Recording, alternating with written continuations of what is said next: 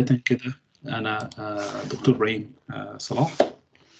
أنا طبيب باطنة ومحاضر للمواد الطبية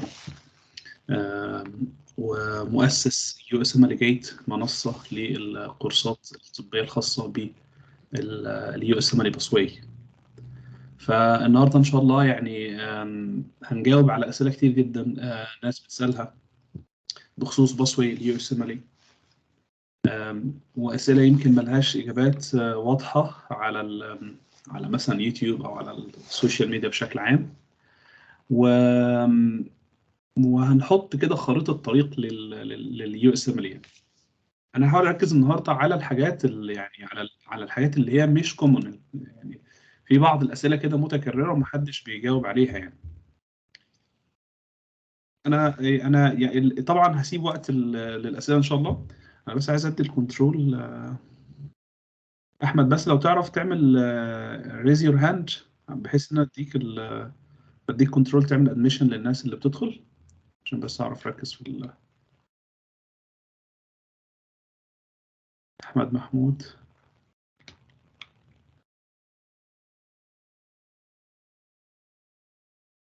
تمام يا دكتور.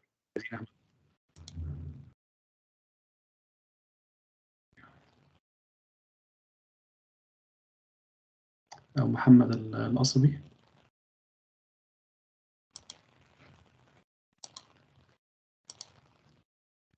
ممتاز جدا.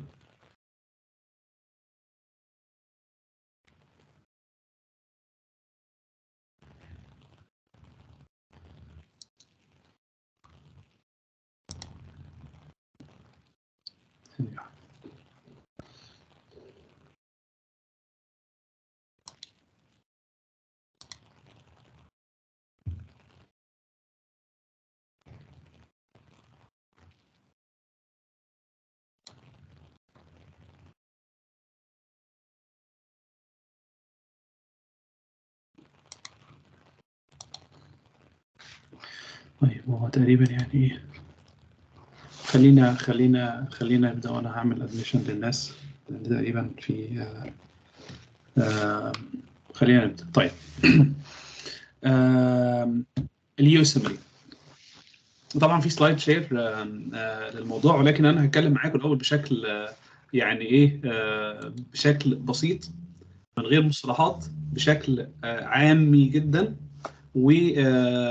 وان شاء الله يعني ايه يعني اشير بعد كده ونتكلم في التفاصيل كلها. احنا عايزين نعمل كنترول شويه الناس اللي فاتحه الكاميرا.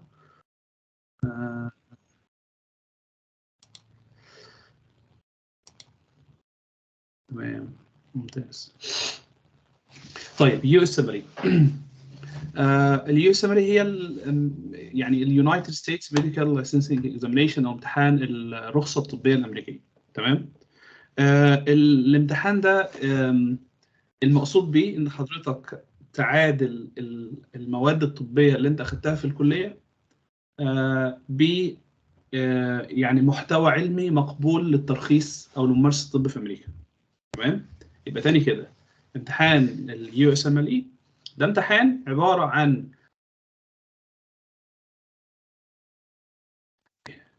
سامعيني كده؟ حضرتك كده الصوت واصل. معادله للشهاده بتاعتك. سامعيني كده يا دكاتره؟ ادوني اوكي في الشات معلش. معادله للشهاده بتاعتك. ممتاز. مشكله في لا لازم نشوف ندي لحد الكنترول، لان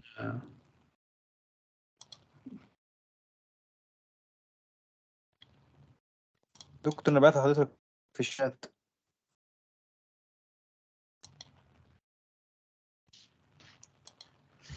ثانيه واحده بس. عارف انتوا سامعين، بس انا الناس كتير بتعمل ريكوست عشان تدخل، وبعدين الموضوع بيشتتني شويه، فايه خليني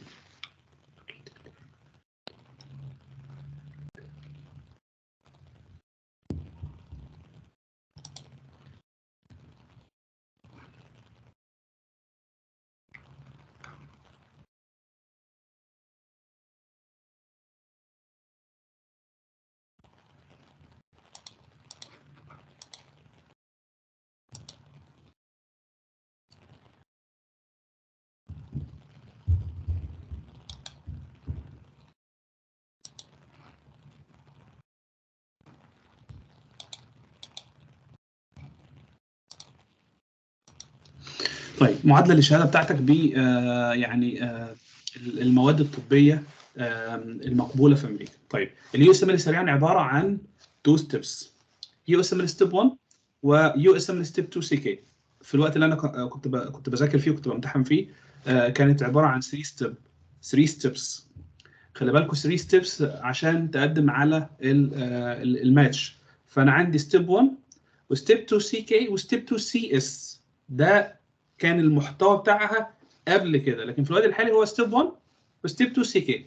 في حاجه اسمها ستيب 3 بس دي انت مش محتاجها عشان يعني عشان تقدم على الماتش او عشان تاخد حاجه اسمها الاي سي اف ام جي سيرتيفيكت. تمام؟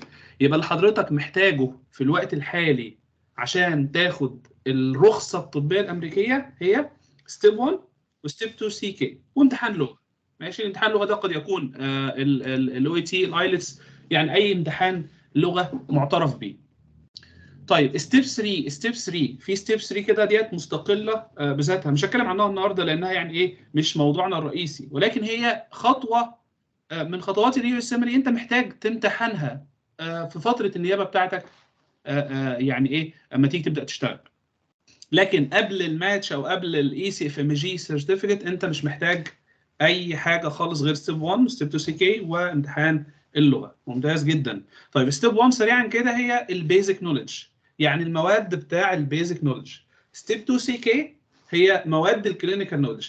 انا هكون الى حد ما يعني هحاول بقدر الامكان ان انا اكون سريع شويه عشان اغطي اكبر قدر ممكن، ولكن طبعا قناه اليوتيوب والايفنتات بتاعتنا يعني شرح تفاصيل كل حاجه يعني. فالبيزك نوليدج اللي هي المواد بتاعت اول 3 سنين في الكليه، الفسيولوجي، الاناتومي، الباثولوجي، الفارماكولوجي، الميكروبيولوجي، البيهيفيرال ساينس والبايوكيمستري. البيهيفيرال ساينس والبايوكيمستري دي مواد البيزك نوليدج. طيب مواد الكلينيكال نوليدج هي السيرجري، الانترنال ميديسن، البيدياتريكس، الاوبس والجانيكولوجي، وعندي كمان السايكايتري. فدي مواد البيزك نوليدج، دي مواد الكلينيكال نوليدج. اما باجي اقول بيزك نوليدج هي مش بيزك نوليدج بالمعنى اللي احنا يعني بنفهمه. هو البيزك نوليدج يعني متظبط كده ومحطوط في شكل لحد ما كلينيكال. ماشي؟ يعني البيزك نوليدج محطوط في شكل كلينيكال، فبالتالي انت ما بتحسش ان هو بيزك. يعني مثلا مش هجيب لك اللي هو سودو ستراتيفايد كولامنر سيليتد ابيثيليوم مسجوبل سيل واحط لك كده في الشارع، لا ده انا احط لك في ضمن كلينيكال سيناريو. تمام؟ طيب فدي ستيب 1. ستيب 2 برضه نفس الفكره، يعني مواد يعني كلينيكال، مواد كلينيكال وبرضه التطبيق بتاعها الى حد ما كلينيكال يعني. طيب ممتاز جدا. يجي هنا سؤال وسؤال مشهور جدا: يا دكتور انا دلوقتي في سنه 5 وسنه 6 وفي سنه 4 وبفكر ابدا ستيب 2 سي كي لانها كلينيكال وانا يعني بعيد عن البيزك. يعني السؤال ده سالته مئات المرات حرفيا، وبعدين الى حد ما السؤال بيتسال بصيغ مختلفه. اصل انا نسيت البيزك، تمام، او ان انا مثلا في الكلينيكال فهتفيد معايا في الوقت اللي انا بذاكر فيه. يعني ايا كان صيغه السؤال، ابدا بستيب 1 ولا ستيب 2 سي كي؟ رايي الشخصي طبعا ابدا بستيب 1. رايي الشخصي ابدا بستيب 1، ده الترتيب المنطقي اصلا للمذاكره. وزي ما قلت لحضرتك هو ستيب 1 مش بيزك زي ما انت متخيل. ماشي؟ ستيب 1 مش بيزك زي ما انت متخيل، دي نقطه. النقطه الثانيه كمان انت حتى لو انت بتذاكر ستيب 2 ما انت مش هتذاكرها من محتوى الكليه، او انت بتذاكر ستيب 1 مش هتذاكرها من محتوى الكليه، انت كده بتذاكرها من محتوى او من مصدر يعني خاص لوحده. فمنطقي جدا ان انت مش يعني مش هتستخدم محتوى الكليه في الوقت الحالي لمذاكره اليو اس ام ال سواء في ستيب 1 او في ستيب 2. تمام؟ فدي حاجه خلينا نكون متفقين عليها يعني مش هتستخدم المحتوى. طيب هل هو المحتوى متباعد عن بعضه؟ محتوى واحد، تمام، بس زي ما قلت لكم هو متنظم بشكل مختلف. فلا هينفع، بقولها بشكل واضح اهو، لا هينفع تستخدم المحتوى هنا لمذاكره الكليه. اما باجي اقول مذاكره الكليه اقصد الامتحان، لكن انا قلت المحتوى واحد. انا عندي ناس كتير جدا في الكورسات في سنه اولى وثانيه وثالثه ورابعه وسنين الكليه المختلفه يستخدموا محتوى المعادله لفهم محتوى الكليه. بس انا اقصد الدرجات اللي انت هتحصل عليها في الامتحان بتاع الكليه لازم بتذاكر من مصدر او بتراجع من مصدر بتاع الكليه. تمام؟ فاذا اجابه على السؤال الاولاني ابدا بالستيب 1 ولا ستيب 2؟ ستيب 1 ابدا بستيب 1. طب هو في حد بدا بستيب 2؟ في قصص، في ناس كتير بدات بستيب 2 عادي وكملت، بس ده مش افضل حاجه. كمان في نقطه لازم حضرتك تاخدوا بالكم منها، ان محتوى ستيب 1 بيساعدك كتير في ستيب 2. محتوى ستيب 1 بيساعدك كتير في ستيب 2، فدي نقطه لازم حضرتك تاخد بالك منها. طيب سريعا كده ابدا. ده سؤال برضو، يعني انا هحاول اخلي الميتنج كله اسئله. غالبا مش هنعمل شير للباوربوينت اللي الاكاديميه عندنا عاملاه النهارده. معلش بقى يا دكتور ماجد، يعني ايه، انا هتكلم النهارده بشكل عفوي كده. ابدا امتى مذاكره ستيب 1؟ ده سؤال ده سؤال متكرر جدا، ويعني انا دايما بجاوب عليه بشكل واضح جدا. ابدا اول ما تعرف عن الموضوع. ابدا اول ما تعرف عن اليو اس ام ال. تمام؟ يعني عرفت عن الموضوع في سنه اولى، ابدا في سنه اولى. عرفت عن الموضوع في سنه ثانيه، ابدا في سنه ثالثه. في سنه ثانيه عرفت في ثالثه، ابدا في ثالثه. يعني الوقت اللي انت عرفت فيه ابدا فيه. بس في نقطه حضرتك لازم تاخد بالك منها. اخواتي الصغيرين، انا عامه انا شخصيا بدات في سنه ثالثه كليه. تمام؟ وامتحاني كان بعد ما خلصت ثالثه تقريبا في نص رابعه. ده كان امتحان ستيب 1. ماشي؟ وبعد كده كملت ستيب 2 في السنين اللي بعدها. طيب في حاجه لازم تاخدوا بالكم منها. اما تقرر انت تذاكر يو اس ام ال، ما تنقطعش بقى لليو اس ام ال. يعني ما تمسكش الكتاب بتاع اليو اس ام ال وانا هقعد بقى لغايه ما اخلص الكتاب ده ومش هعمل اي حاجه في الحياه غير لما اخلص الكتاب ده. دي حاجه مش كويسه. اللي انا عايز حضرتك تعمله لو انت طالب، ان انت يعني نظم ما بين اليو اس ام ال ونظم ما بين الكليه. ماشي؟ يعني الكليه واليو اس ام ال. انا بشوف ناس كتير جدا، انا بقول لكم حتى في ناس كتير جدا عندنا في الكورسات في سنه اولى وخلاص هو بيشوف المحتوى. دي طريقه بيشوف المحتوى اللي هو عنده السنه دي، بيذاكره من يو اس ام ويذاكره من الكليه. يجي لسنه ثانيه يشوف المحتوى اللي عنده يذاكره من يو اس ام ويذاكره من الكليه. تمام؟ فهو كده زي ما احنا بنقول بالمصري ضرب عصفورين بحجر واحد يعني.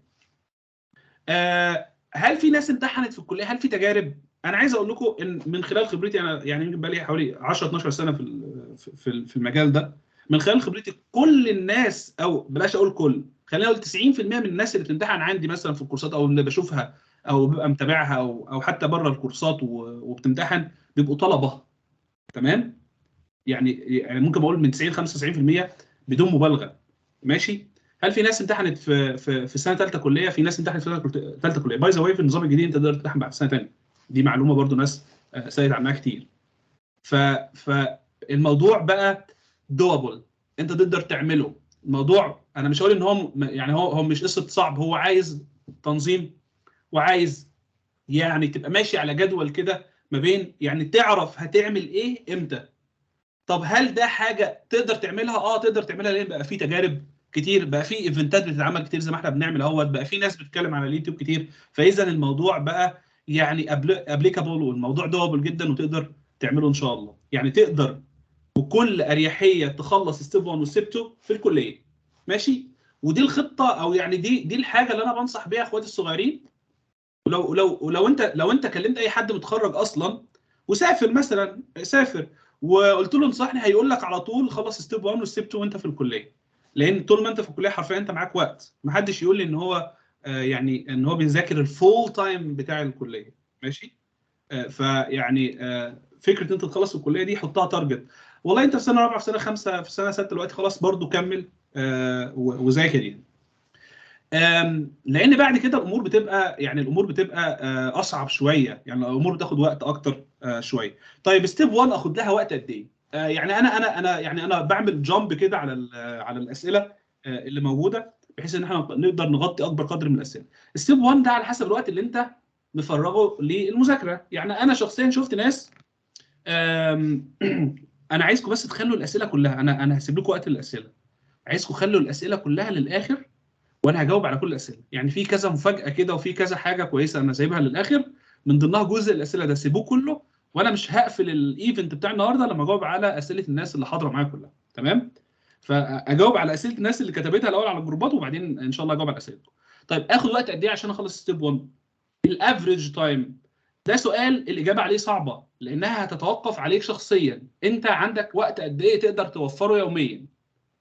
دي حاجه لازم انت تجاوب عنها. فهتيجي تقول يا دكتور انا عندي ساعتين في اليوم، يعني دول يجيبوا معايا قد ايه؟ لا انا ممكن اخد كده بالساعتين في اليوم دول كده ممكن اخد سنه وكذا شهر، فيعني ساعتين في اليوم. طب انا عندي 4 ساعات في اليوم، لا ممكن الموضوع يقل مثلا معايا ل 10 شهور 9 شهور. طب انا عندي 5 ساعات في اليوم اقدر اذاكرهم اليو اس ام، لا ممكن الموضوع ينزل معايا ل 6 شهور 7 شهور. فاهمني؟ فموضوع هتاخد وقت قد ايه؟ خلينا اقول ان هو الافريج تايم، وانا هحطه رينج كبير قوي. الافريج تايم من 6 شهور لحوالي 12 شهر، 12 15 شهر. طب انا حاطه وايد رينج ليه؟ لان زي ما انا قلت انا بتكلم على ناس هتذاكر يو اس ام وهي في الكليه، تمام؟ فلازم يبقى في وايد رينج. طيب الحاجه اللي انا بستغرب ان الناس ما بتعملهاش، يعني ايه، او بتغيب عن الناس شويه. حضرتك دلوقتي عندك اند راوند، او عندك يعني مش عارف مسمات ميد تيرم، او عندك امتحان في الكليه، خلاص وقف يو اس ام شويه، تمام، وارجع تاني.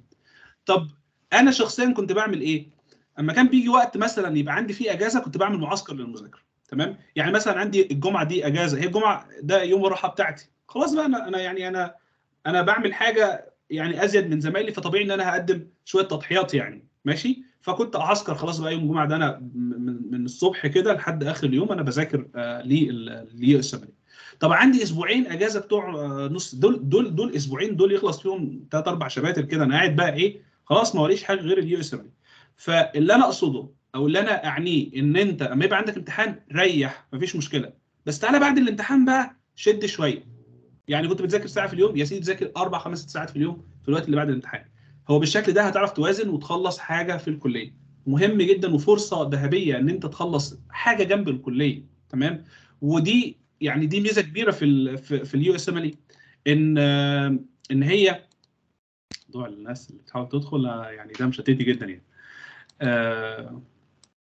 ان هي يعني معادله تقدر تعملها، هي الحاجه الوحيده، يعني هي الحاجه الوحيده اللي تقدر تعملها جنب الكليه، ماشي؟ خد بالك من الحته دي، يعني اليو اس ام هي الشهاده الوحيده اللي تقدر تعملها الى جانب الدراسه في الكليه.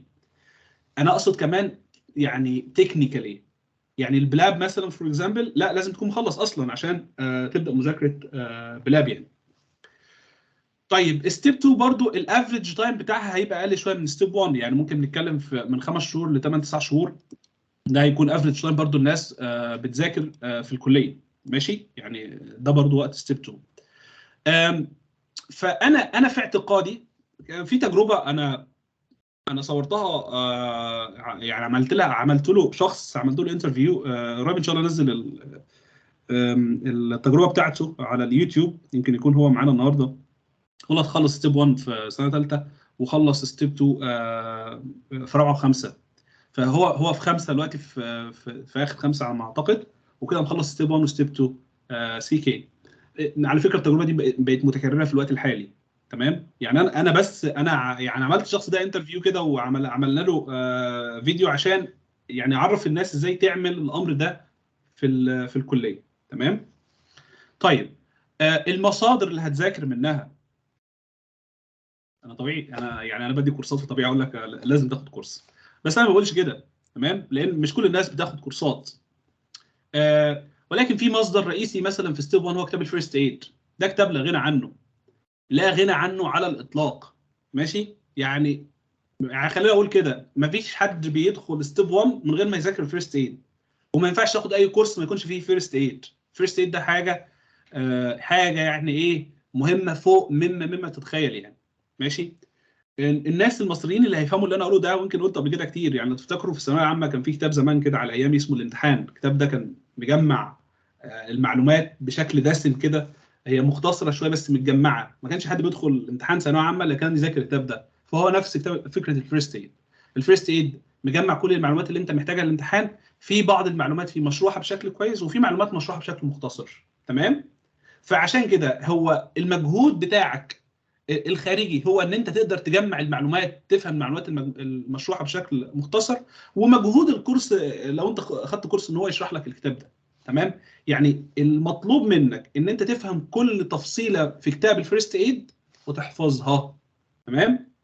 فكتاب الفيرست ايد ده كتاب مهم للغايه. عايز اقول حاجه كمان، ودي ميزه ليكم، ان الفتره دي الامتحان خلاص بقى باص ان فيل، يعني ما عادش فيه سكور. يعني في الوقت اللي انا كنت داخل فيه امتحاني كان السكور من 322، طبعا بعد كده نزل ل 280، وبعد كده خلاص دلوقتي ما فيش سكور. وده كان حاجه كانت كابوس ليه؟ لان حضرتك سكور ستيب 1 كان مهم جدا في التقديم للماتش. سكور ستيب 1 كان مهم جدا للتقديم للماتش. ليه؟ انت هو بيقيمك ايه الحاجه الاوبجيكتيف كده اللي هو ممكن يمسكها في ايده يقيمك بيها السكور بتاعك في الامتحان. وكان سكور ستيب 1 طبعا ايه؟ سكور مهم يعني. فالناس كانت بتتنافس ان هي تجيب سكور عالي. دلوقتي خلاص انت اترحمت من حاجه زي دي. يعني انا مش عايز اقول لكم يعني مقدار الريليف والراحه النفسيه اللي الناس يعني فيها دلوقتي، يعني مقارنه باللي قبل كده في حته اللي هو ان الامتحان يبقى بسكور سيستم يعني. الباص بتاع الامتحان 280 الباص بتاعه على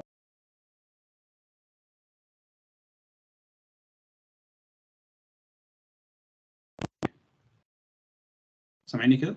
فالباص بتاع الامتحان لو حصل ميوت ولا حاجه قولوا لي يا دكاتره عشان سامعيني الصوت واصل لكم. تمام يا دكتور واسف. فبالتالي كتاب الفيرست ايد يعني دي حاجه بقى بتعزز استخدامك لكتاب الفيرست ايد. طيب في كتب كتيره جدا بقى، يعني مش هنتكلم عن في كتب كتير جدا، انا عندي سلسله كتب بتاعتي انا شخصيا يعني فاهميني.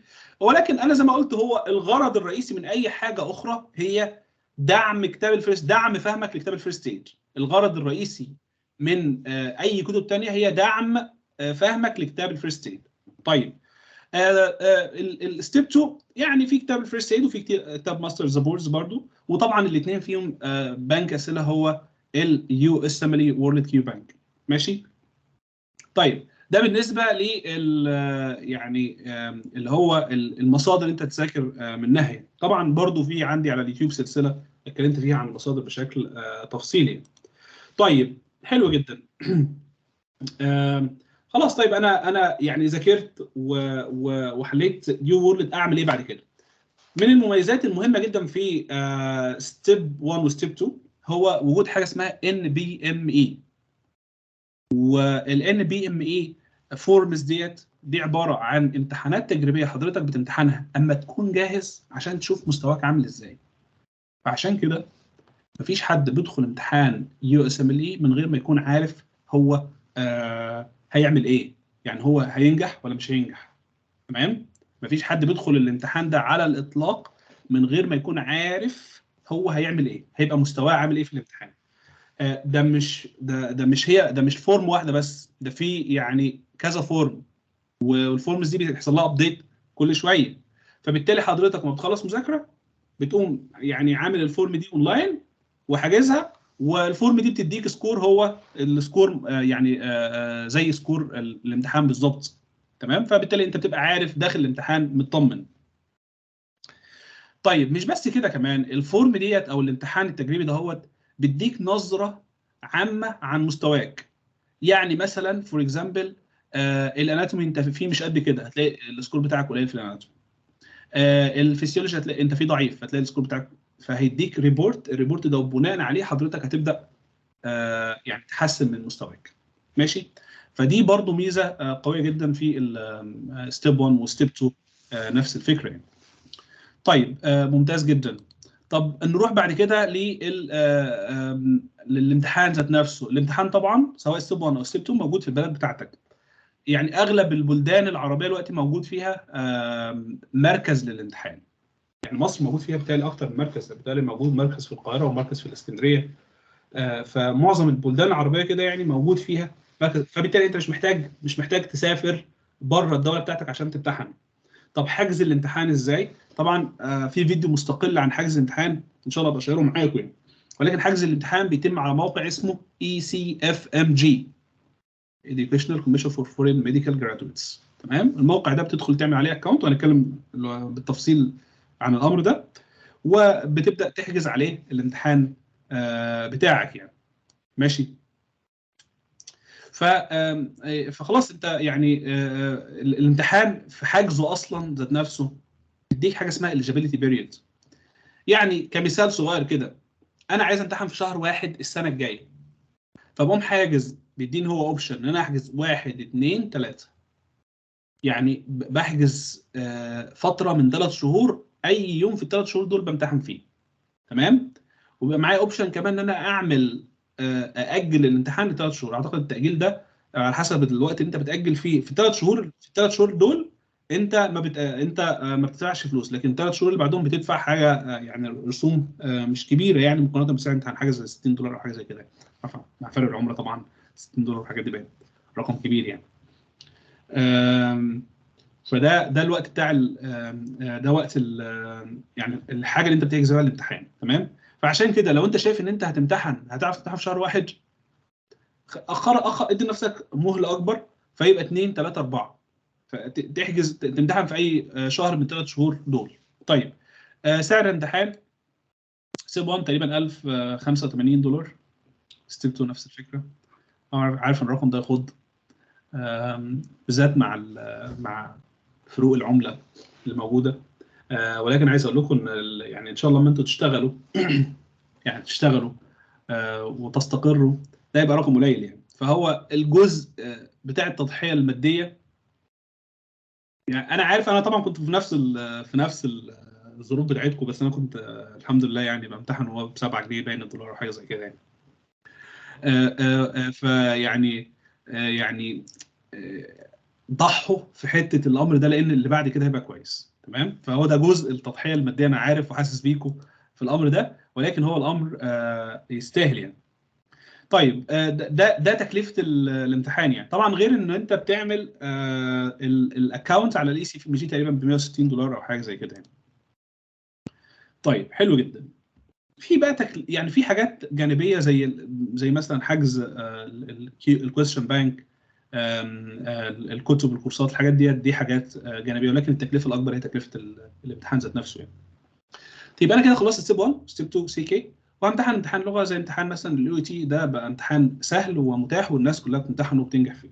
تمام. بقدم على حاجه اسمها اي سي في ام جي سيرتيفيكت، كده باخد شهاده ان انا ان انا يعني خلاص خلصت الامتحان.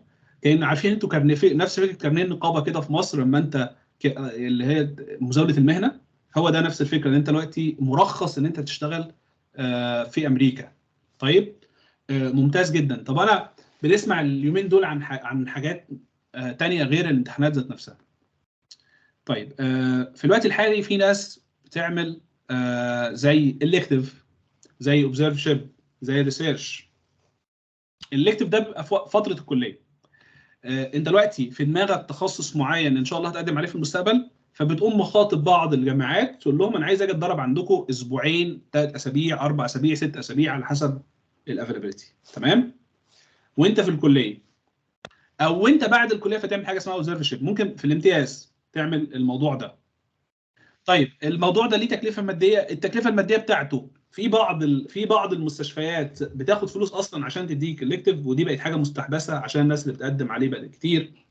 وفي بعض المستشفيات اصلا بتديك الامر فور فري، وفي بعض المستشفيات اصلا كمان بتدعمك وانت موجود هناك. تمام. فالموضوع محتاج لحد ما يعني بحث مستفيض منك، يعني محتاج ان انت تشوف كده، يعني تغوص في الجروبات بتاعت اليو اس ام وتسال الناس وهم هيعملوا ريكومنديشن ليه اما توصل المرحله دي، لو انت حابب ان انت تعمل حاجه زي كده. التدريب الطبي ده بيضيف للسي في بتاعك. ليه؟ لان هو بكل بساطه بيضيف للسي في بتاعك، لان هو بكل بساطه شاف ان انت عرفت النظام الامريكي عامل ازاي. تمام. يعني انت شفت النظام الصحي هناك عامل ازاي، وبعد ما مشيت بتقدم على الماتش اهو. معنى كده ان النظام الصحي ده عجبك وانت استريحت فيه، فخلاص انت هتقدم على الماتش اهو. الى جانب كمان لو انت كنت كويس في الالكتيف ده وفي الكلينيكال اتاشمنت ده، والكونسلتنت اللي معاك او الناس اللي شغاله معاك اداك ليتر اوف ريكومنديشن، ده قيمته عاليه جدا. الليتر اوف ريكومنديشن ده بيقول ان الشخص الفلاني ده هو اشتغل معانا وكان كويس، واحنا بنريكومند ان انت يعني تو هاير هيم او تو جيف هيم ذا جوب يعني. تمام. فهي ديت فكره ايه؟ دي فكره شكرا.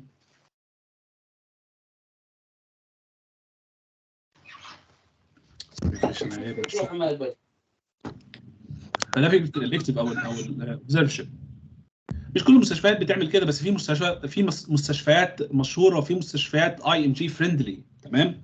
انت ممكن تعمل اوبزرفشن كمان زي ما انا قلت بعد التخرج. يعني في ناس بتقدم على ريسيرش، ودي حاجه كومون جدا ان انا ان انت تقدم على ريسيرش. يعني الريسيرش ده حاجه، يعني ده وظيفه انت بتيجي تشتغل في ريسيرش لاب، بتشتغل يعني بيبقى في كذا شكل من اشكال الوظيفه بتاعت الريسيرش. بيبقى ممكن من 6 شهور لسنه، ساعات بيبقى بيد وساعات بيبقى ان بيد.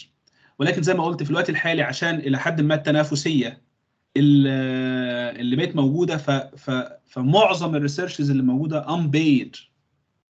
يعني انت بتيجي وتشارك دكتور في ريسيرش بيعمله، انت كده ممكن اسمك ينزل في الببليكيشن وحاجه مضافه للسي في بتاعك. بس قبل كده الناس كانت بتيجي وبتدفع لها فلوس، لان هي ديت انت بتعمل حاجه، بتجمع داتا، او انت بتتعامل مع مرضى بشكل معين، فانت شغال وظيفه. وقبل كده كان بيبقى بيد، او الاغلب كان بيبقى بيد. دلوقتي الاغلب ان بيد عشان التنافسيه برضو بتاعت الناس عليه. ولكن في المكان اللي انت موجود فيه، انا شفت ناس كتير حتى قريب اتحولوا للبيد، يعني خدوا بدأوا ياخدوا فلوس لان خلاص المكان شاف ان هم كويسين ويعتمد عليهم يعني. فدي حاجه كويسه برضو بتقوي السي في. فانا دايما بنصح الناس، ايه، تعالى على الامتياز بتاعك كده وابدا فكر في موضوع الريسيرش ده. انت ممكن يعني ايه تيجي تقوم عامل مثلا زي 6 شهور او حاجه، مش عارف بتنظمها ازاي في وقت الامتياز او بعد الامتياز مباشره، وتعمل ريسيرش وتفضل موجود لحد ما تقدم على الماتش. تمام. فدي حاجه برضو كويسه وبتقوي السي في بتاعك. طبعا زي ما انا قلت في مستشفيات مختلفه، وكنت انا شفت حد قريب، بالتالي عملت سيف للبوست ده. كنت شفت حد قريب ربنا يجزيه خير كان عامل شير لسته كده من الايميلات اللي انت ممكن تخاطبها عشان تقدم على الريسيرش. ان شاء الله بشيره معاكم يعني. انت طبعا بتخاطب حد وتقول له انت انترستد اصلا يعني وحاول بقدر الامكان الريسيرش اللي انت هتقدم عليه ان شاء الله بعد كده يكون حاجه ليها علاقه بالتخصص انت عايز تاخده يعني. ماشي. طيب اجي برضو لسؤال ناس كتير قوي بتساله. يعني كانت الاول الناس بتسال هي الامتحان ده يعني امتحان سهل ان انا اعمله، او امتحان، لان طبعا كان في شائعات كتير عليه. بس الحمد لله يمكن السؤال ده ما عادش بيتسال قد كده زي ما انا قلت، لان بقى في ناس كتير عامله الامتحان اصلا، فما عادتش دي المعضله يعني. ولكن عشان اقول لك يعني، عشان بس اطمنكم، في ناس كتير امتحنت، فبالتالي وناس زمايلكم. وعلى فكره في ناس انا اعرفها شخصيا ما كانتش كويسه في الكليه وبقيت كويسه في اليو اس ام، لان انا برضو بسال السؤال ده. انا يا دكتور انا معيد سنه في الكليه وانا مش كويس في الكليه، فهعرف امتحن الامتحان ده؟ هتعرف امتحان عادي، وامتحان لو انت ذاكرت له هتجيب فيه درجات زي امتحان. انت ما كنتش مظبط في الكليه، خلاص بقى يعني ابدا بدايه جديده وظبط الامر. طب هل انا مستواي في الكليه او وضعي في الكليه، انا مثلا خلصت سنين الكليه ودي حاجه ما اقدرش اغيرها ومش جايب فيها تقدير عالي، او كنت عايد ماده او غير مقبول، الحاجات دي كلها مش فارقه وانت بتقدم. تمام. يعني الحاجات دي مش فارقه وانت بتقدم، اهم حاجه تكون عامل امتحاناتك ومخلص حاجتك. حاول تقوي السي في بتاعك يعني. زي ما انا قلت يعني فكره تقويه السي في اصلا، فكره الالكتيف والاوبزرفيشن والريسيرش والحاجات دي كلها بتقوي السي في. الحاجات الطبيه كلها بتقوي السي في. يعني حاول ان انت بقدر الامكان، مش عشان امريكا، انت اصلا لو بتقدم في مكان كويس في مصر هيقول لك ابعت لي السي في بتاعك. تمام. يعني انت لو بتقدم في اي دوله غير امريكا هيقول لك فين السي في بتاعك يعني. فده كلام منطقي وكلام مقبول جدا يعني. تمام. ولكن انا دايما بنصح الناس يعني كان في اقرب حد كان بيكلمني اول امبارح بيقول لي يا دكتور انا خلصت دلوقتي، انا داخل على الامتياز وناوي ان انا اسافر اعمل ريسيرش شويه وبعدين ابقى امتحن. تمام. انا طبعا ما بقتنعش بالامر ده، لان انت ما فيش حاجه بتربطك بالباسوي غير الامتحانات. فخلص على الاقل ستيب 1 الاول واعمل حاجه. لو انت عايز تعمل الكتيف او اوبزرف او ريسيرش، اعملها ما بين ستيب 1 وستيب 2. او لو انت قدرت هتخلص ستيب 1، عشان كده دايما برضه بنصح الناس ان هي تخلص ستيب 1 وستيب 2 اثناء الكليه. تمام. متفقين على الامر ده. طيب ده بالنسبه يبقى انا خلاص كده ده كده كل الحاجات اللي انت ممكن تعملها في السي في بتاعك. في بعض الناس بتمتحن ستيب 3 قبل ما بتسافر، ماشي؟ ده اوبشنال. يعني انا مش هاخد في الامر ده شويه دلوقتي شويه، لان ده يعني ايه، حاجات هيبقى لها علاقه بالفيزا وكده. ففي بعض الناس يعني بتمتحن ستيب 3 ده اوبشنال قبل ما تسافر. واحد خلص، انا شفت ناس برضو كتير كده يعني، واحد خلص وكل حاجه جاهزه عنده، فبامتحن ستيب 3. منطقي. طيب حلو جدا. كان في حاجه كمان عايز اقولها بخصوص الفيزا. هل الفيزا مضمونه ولا مش مضمونه؟ يعني فيزا امريكا زي فيزا اي دوله، تمام؟ ليها شروط، والله انت موفي الشروط ده ومقتنعين بالشروط دي، خلاص يعني. و وفي الاول وفي الاخر انت جاي على حاجه منطقيه. فانت يعني حتى لو انت مثلا يعني اي حد انا سمعت حتى ان هو اترفض مره اتقبل بعد كده، تمام؟ يعني الباس واي ما بيقفلش، يعني الباس واي مش بيقفل عليك عشان الفيزا، تمام؟ غير كمان لما انت بتيجي، اما انت جالك ماتش وجالك وظيفه، خلاص انت يعني انت الفيزا بتاعتك مضمونه، لان انت اصلا ما انت طالع على وظيفه، يعني انت طالع على وظيفه. طيب في سؤال بيساله اخواتنا الغير مصريين، هو الاختصاص بفلوس ولا ببلاش؟ ده طبعا لان انا عارف الباك جراوند بتاعتهم، ان هم لما بيجوا يعملوا اختصاص مثلا في اي دوله، طبيعي ان هم يدفعوا فلوس. زي مثلا لما يعني مثلا في مصر، كان لما كان بيجي حد يعمل يعني وقت ما كنت شغال في المستشفى، لما كان حد بيجي يعمل اختصاص من مثلا من اخواتنا العرب، كان بيدفع فلوس بتهيألي يعني سنويه للاختصاص ده. لا، في امريكا انت حضرتك لما بتيجي تقدم على وظيفه، على الماتش، على التخصص، دي وظيفه، فانت بتتقاضى راتب. الراتب ده كويس، هيعيشك كويس، ماشي؟ يعني الراتب ده راتب كويس، راتب لطيف خالص وهيعيشك كويس. مش هتكلم عن الرواتب النهارده، اتكلم عنها بعدين. يعني طبعا الرواتب موجوده في لسته لو انت دخلت على اي موقع بالتخصصات المختلفه يعني. فانت بتاخد التخصص وبتاخد راتب، تمام؟ اسمها نيابه، نفس نظام النيابه عندنا هناك في مصر يعني، ماشي؟ طيب حلو جدا. يعني انا كده اتكلمت لحد ما بشكل سريع عن الامر يعني. عايزين نتكلم عن بعض النقط المهمه يعني. الجزء اللي فات ده حد عنده اسئله فيه؟ يلا انا فاتح لكم 5 دقائق اسئله كده. الجزء اللي فات ده حد عنده اسئله فيه؟ الجزء اللي فات بس.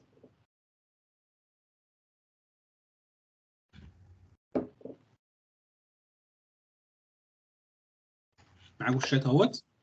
وبالتالي برضو الناس اللي حابه ان هي تفتح مايك وتتكلم، اتس اوكي.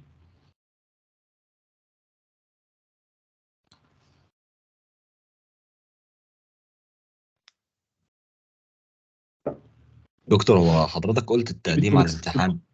الامتحان بيكون بكام بالظبط؟ انا عشان حلو ما السؤال ده، ركزتش بس معاك في يعني الحته. السؤال هو مفيش ترتيب للتوبكس في ستيب 1. يعني ممكن مثلا قصدك المواد البرزنتيشن بتاعها قد ايه في ستيب 1؟ مثلا احنا عندنا الباثولوجي بيمثل حوالي 45 ل 50%، تمام؟ البايوكيمستري حوالي 15%، الفارماكولوجي بتاعي حوالي 10%. فلو ده قصدك، ففي اصلا سكيما على الموقع للموضوع ده، تمام؟ انت جوه الامتحان ما بتمتحنش توبيك، انت بتمتحن ما بتعرفش السؤال ده جالك باثولوجي ولا فيسيولوجي ولا ايه بالظبط يعني. تذاكر ترتيبها ازاي؟ طيب حلو برضو السؤال ده. والله انا دايما بنصح الناس ان لو انت مش في كورس، ذاكر بنظام المواد. لو انت في كورس، يعني انا بشرح في الكورس بالسيستم لان ده افضل طريقه للمذاكره، بس انا دايما بنصح الناس اللي بره الكورس ذاكر بطريقه المواد، لان احنا جوه الكورس مثلا مرتبين الامر وحاطين جدول فاحنا اللي ماسكين قواعد الامر، يعني حاطين جدول للناس والناس بتمشي على الجدول ده ومطلوب منك. لكن انت لو انت ماشي لوحدك وبتذاكر بنظام سيستم، هتلاقي نفسك الى حد ما اتشتت شويه. فانا دايما بقول امشي بنظام المواد، امشي بنظام المواد. ايش وضع الجامعات المهدده بالغاء؟ ده سؤال، ده موضوع الايفنت اصلا، فانا هتكلم عنه تفصيليا في النص الثاني من الايفنت يعني. هل كل الجامعات في مصر دكتور، معتمده؟ يا دكتور، سمعنا من الناس تنشر بعض الصفحات في مجالات اثناء دراستها، هل الموضوع ده يفيد في الماتش؟ سمعنا ان في ناس تنشر بعض الصفحات في مجلات صح كده؟ النشر طبعا بيفيد. الخاصية لسه مش معتمده. شخص امتحان يحق الامتحان بيكون بكام؟ انا قلت ب $1085. كان سجلت موقع الاي سي في ام جي، بس اشتري وقت النهار لنهاية السنة، فهل بيأثر؟ يعني تحت الامتحان دكتور بالنسبة 8 ساعات في للامتحانات. اليوم، ده وقت ممتاز جدا. 7 شهور لستيب 1 و5 شهور لو انت هتمشي بشكل 8 ساعات، يعني 5 شهور لستيب 2. ابدأ طبعا. ليها مدة معينة، ما اتذكر 7 سنين. 7 سنين الاكونت تقريبا، بالتالي 7 سنين، 7 ل 10 سنين على ما اتذكر. فاللي بيفتح الاكونت يفضل معاه الفترة دي. ايه فايدة يبقى سنة أولى يا دكتور؟ هل الأفضل أسجل إلى سنة؟ ابدأ طبعا. ستيب 1 يعني انت مش رايح تمتحن ستيب 1. يعني انا دايما بقول ايه، انتوا مش رايحين تمتحنوا ستيب 1. الناس اللي هي بتسأل ابدأ امتى وهل هتفرق. هي الفكرة كلها ان انت حط التارجت بتاعك انت تخلص، ان انت تخلص ستيب 1 وستيب 2 في الكلية. شوف هتخلصها ازاي، شوف وقتك هيبقى عامل ازاي. طيب دكتور بالنسبة للامتحانات الستيب 1 والستيب لا ما اعرفش انا الكيو بانك ده للاسف. الاعتماد هتكلم عنه اهو. انا هتكلم عن الاعتماد تفصيل. هدف الايفنت النهارده هتكلم عن الاعتماد وهنعمل ايه وهنسوي ايه، ما تقلقوش. ما اعرفش الكيو بانك ده للاسف. افضل كيو بانك دكاتره هو يو اس ام وورلد، يعني احنا مش بنعمل دعايه ليهم، بس افضل كيو بانك هو اليو اس ام وورلد كيو بانك. دكتور بعد اذنك، والله هقول على الاعتماد، انا هقول عليه. انا خلاص امتحانين. من ضمن الحاجات اللي بسالها برضو، هل انا محتاج لغه قويه عشان الامتحانات؟ لا طبعا مش محتاج لغه قويه عشان الامتحانات. الموضوع ملوش علاقه باللغه. يعني مش محتاج لغه قويه خالص عشان امتحان طبي عادي. انت اصلا كده كده في الكليه بتاعتك بتمتحن بالانجليزي. هو الامتحان بتاعك في الكليه بقى بالعربي، هو بقى بالانجليزي يعني. فمش محتاج لغه قويه يعني. هل محتاج الامتحان لغه قبل الامتحان؟ لا. لكن محتاج لما تخلص الامتحانين انت تمتحن لغه. هل تبدا امتحان اللغه؟ ما تبداش امتحان اللغه، لان امتحان اللغه بقى ليه رخصه. يعني الاو تي مثلا على ما اتذكر رخصته 2 سنين. فلو انت امتحنته هتقدر انت ترجع تمتحنه تاني يعني. خلص. لو انت طبعا يعني موضوع انت خلاص ستيب 1 وستيب 2 في الامتياز هو 12 شهر. لو انت ديديكيتد يعني ستادي كده في الامتياز هتخلص يعني. 2020 فيرست ايد، وانا في سنه اولى ان شاء الله امتحن في سنه ثالثه فيرست ايد. يعني هو طب يا دكتور انا الفيرست ايد ما تبقاش كبيره، بس لو يعني ما تبقاش يعني على الاقل خالص ما تبقاش سنتين. ما تبقاش سنتين قبل الامتحان يعني. طب يا دكتور لو انا عديت ستيب 1 مفيش حاجه وستيب اسمها 2 كده يعني. ما فيش حاجه اسمها ما تعطيش ستيب 1 اكتر من 6 شهور، ما تعطيش ستيب 2. ده كلام غير منطقي. يعني دايما الدكاتره، يعني مثلا ما ينفعش اقول الناس اللي في البلد دي كلهم وحشين او الناس اللي من الحته دي كلهم حلوين. التعميم مش صح. يعني انت واحد بتذاكر وقتي وبتشوف انت وقتك عامل ازاي. عشان كده انا حطيت وايد رينج. يعني في حد ما شفتش على الاطلاق في ناس خلصت الستبس زي بعضها في نفس الوقت بالظبط. تمام. ف لا يأثر، لا مش يأثر. طيب حلو جدا. نيجي بقى للنقطة المهمة اللي الناس كلها بتسأل عنها، وهي حتة الاعتماد. هو في الوقت الحالي في بعض بعد الكليات، اذنك يا دكتور، بعض الكليات معتمدة.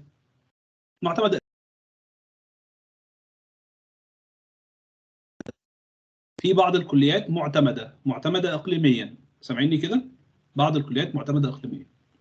بمعنى إيه معتمدة إقليميا؟ إن هي هيئة الاعتماد بتاعة الدولة معتمداها. ماشي؟ طيب وبما ان هيئه الاعتماد اللي موجوده في كل دوله، لو انت كتبت كده في هنا في مصر مثلا، انا مش في مصر دلوقتي يعني، بس في مصر في هيئه اعتماد بتعتمد الجامعات. مثلا هنا في اليمن برضو في هيئه اعتماد، مش في اليمن برضو في هيئه اعتماد بتعتمد الجامعات. هنا في السودان برضو في هيئه اعتماد بتعتمد الجامعات. يبقى ممتاز كده. دي اول نقطه. طب في جامعه لسه جديده، يعني في مثلا في مصر 50 جامعه جديده، الجامعات دي لسه ما اعتمدتش. طب هل ده يعني ان هي مش هتعتمد؟ ما يعنيش ان هي مش هتعتمد. ده ما يعنيش ان هي مش هتعتمد. تمام. ولكن هو في اعتماد، في معايير لاعتماد الجامعه دي. خلي بالكم انا واخدها ستيب باي ستيب. انا دلوقتي بتكلم على الاعتماد بتاع الجامعه يعني على مستوى الدوله. بنقول عليها ايه؟ اقليميا، اعتماد الدوله اعتماد الجامعه اقليميا مثلا يعني. ماشي؟ هل يعني مثلا وليكن فور اكزامبل جامعه حورس، هل يعني هي مش هتعتمد؟ لا طبعا، ده لا يعني ان هي مش هتعتمد، ولكن في معايير، المعايير دي اما الجامعه بتطبقها بتاخد الاعتماد من الهيئه اللي بتعتمد الجامعات في الدوله المعينه. تمام؟ ففي بعض الجامعات في الوقت الحالي معتمده اقليميا، فهي معتمده دوليا، فمعترف بيها في الاي سي اف ام جي، وفي بعض الجامعات لا. تمام؟ دي اول نقطه خلينا نكون متفقين عليها. النقطه الثانيه، في بعض الجامعات معتمده اقليميا بس مش موجوده على الموقع. في موقع اسمه World Directory of Medical Schools. World Directory of Medical Schools. في بعض الجامعات معتمده اقليميا، وبالتالي معتمده دوليا، فاهمني؟ بس مش موجوده على الموقع. ففي الناس الناس الموجوده في الجامعات دي تتواصل مع الاداره بتاعتها، احنا دلوقتي عايزين نمتحن امتحان اليو اس ام ال، مش لاقيين الجامعه بتاعتنا على الموقع، ايه اللي المفروض يتعمل؟ تمام؟ بشكل دايركت. في جامعات كانت كتير بالشكل ده واتضافت على الموقع وورلد دايركتوري اوف ميديكال سكولز، بتلاقي الجامعه بتاعها. هشير الحاجات دي كلها معاكم بعد الايفنت بقى، كل الماتيريال اللي انا اتكلمت عنها ان شاء الله شارها على الجروب بعد ما نخلص. تمام؟ يبقى ديت نقطه. النقطه الثالثه، فخلاص احنا دلوقتي متفقين اهو. طب انا مثلا في جامعه، انا مثلا كنت جامعه المنصوره فور اكزامبل، الجامعه بتاعتي ديت عشان تكون معتمده من انا بتكلم ببساطه خالص، مش هستخدم مصطلحات خالص، من الجهه الرسميه اللي هتديني امتحان اليو اس ام ال. فالجهه الرسميه دي بتعتمد الجامعه لوحدها بشكل سيبريت. يعني بتيجي على دوله زي مثلا مصر، وتقول جامعه المنصوره دهيت في الوقت الحالي معتمده بالنسبه لي، فهسمح للطلاب بتاعتها يدخلوا امتحان. جامعه القاهره ديت معتمده، هسمح. جامعه كذا هسمح للطلاب يدخلوا الامتحان. في الوقت الحالي ده اللي بيحصل. طب ايه اللي هيحصل بعد 2024؟ ان المؤسسه الكبيره دي اللي بتدي امتحان اليو اس ام ال او تعمل امتحان اليو اس ام ال مش هتعتمد الجامعات بشكل فردي، ولكن هتعتمد المنظمه بتاعه الدوله اللي بتعتمد الجامعات دي. يعني احنا عندنا منظمه اسمها سين في مصر، هي المسؤوله عن اعتماد الجامعات. لو المنظمه سين في مصر دي معتمده من الهيئه اللي بتعمل كوندكشن امتحان اليو اس ام ال، فخلاص يبقى كل الجامعات المدروجه تحت الهيئه ديت، او كل الجامعات اللي معتمداها الهيئه المحليه ديت هيقدروا يمتحنوا اليو اس ام ال.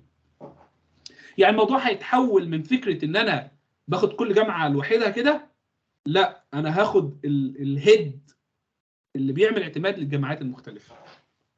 ماشي؟ طب ايه مشكله يعني ايه الامر ده؟ يعني ايه اللي هيحصل؟ يعني ايه مدى تاثير الامر ده؟ هتكلم على حاجات هتحصل، وهتكلم على حاجات يعني بتمثل وجهه نظر الشخصيه. دلوقتي الهيئه اللي موجوده في اي دوله ما ديت هي اصلا كانت معتمده قبل كده، فطبيعي ان هي بيكون متوفر فيها شروط الاعتماد، فطبيعي ان هي تكون معتمده بعد كده. يعني هو اعاده تقييم للهيئات المختلفه اللي موجوده في الدول المختلفه. تمام؟ وطالما انت جامعتك، انا دلوقتي بقى انا دلوقتي هتكلم عن الناس اللي جامعتها اصلا معتمده في الوقت الحالي، وطالما انت جامعتك معتمده في الوقت الحالي، يعني في الغالب هتكون معتمده بعد كده. ماشي؟ ده اللي في الغالب هيحصل، لان هي يعني الهيئه ديت موفره الشروط دي. تمام؟ حلو كده لحد الان الناس كلها معايا في النقطه دي. طيب ايه موضوع بقى ان انا اعمل اكونت قبل 2024 وكده؟ يعني ايه الهدف من الامر ده؟ الهدف من امر الاكونت قبل 2024 ان الجامعات اللي موجوده دلوقتي، ومعتمده وموجوده على الورلد دايركتور اوف ميديكال سكول، الطلبه بتوعها لو هم عملوا اكونت بنظام الاعتماد الحالي، الاكونت ده هيفضل معاهم ساري لمده 7 سنين. انا متذكر هتاكد لكم المعلومه دي، 7 سنين. فبالتالي هيقدروا خلاص بقى موضوع 24 ده مش هيطبق عليهم. ليه؟ لان هم عملوا الاكونت في الوقت اللي كانت جامعتهم فيه بالفعل معتمده من المؤسسه اللي هتعمل كوندكشن الامتحان او اللي بتعتمد الامتحان. تمام؟ يعني اللي عمل اكونت قبل 2024 ما تبدا، خلاص هو اصلا هو طلع من الموضوع ده. طب حد هيجي يقول له دكتور انا اصلا جامعتي مش موجوده، ده انت بقى ما تقلقش، انت ما تقلقش في الوقت اللي جامعتك هتعتمد فيه، اقلق بقى يعني، فاهمني؟ يعني انت دلوقتي ده يعني ايه، يعني مش هقول ان انت ما عندكش حاجه تخسرها، بس انت مش محتاج انت تقلق الوقت. ليه؟ لان انت لسه ما وصلتش للمرحله اللي تشوف الجامعه بتاعتك فيها تعتمد عالميا فتمتحن ولا لا. بس هل ده يعني ان انت مش ما عندكش مساحه انت تمتحن؟ لا اطلاقا. يعني ده غلط خالص. يعني كتير اصلا من الجامعات الخاصه بتسعى للاعتماد، لان ده جزء من يعني ايه، جزء من الشكل العام بتاع جوده التعليم بتاعها. يعني كتير من الجامعات الخاصه وكتير من الجامعات الخاصه موجوده في الوقت الحالي معتمده، فاهمني؟ ولكن هي مساله ان الجامعه تاخد خطوات وتطبق معايير الاعتماد. طب انا اعمل ايه؟ الناس اللي جامعتها مش معتمده خاطبوا الكليات بتاعتكم، تمام؟ خاطب الكليه بتاعتك، وضح لها الموقف بتاعكم، تمام؟ و100% 100% مش هقول 1%، 100%. يعني اي عميد كليه موجود او اي يعني مسؤول موجود، هدف رئيسي كده عنده اول ما يمسك ان هو يعني ايه، يعتمد الكليه دي، ماشي؟ طب الناس اللي جامعتها معتمده وموجوده بالفعل على موقع الورد دايركتور في ميديكال سكول يعملوا ايه؟ انتوا عندكم تو اوبشنز. الاوبشن الاولاني ان انت تعمل اكونت دلوقتي عشان تتجنب اي هاسل اند باسل افتر يعني ايه يعني 24 بقى، ماشي؟ يعني انت تعمل اكونت دلوقتي فخلاص انت ما عادش تشغل دماغك اصلا بموضوع 2024، او ان انت ما تعملش بقى اكونت ويعني وتنتظر اللي هيحصل بعد 2024.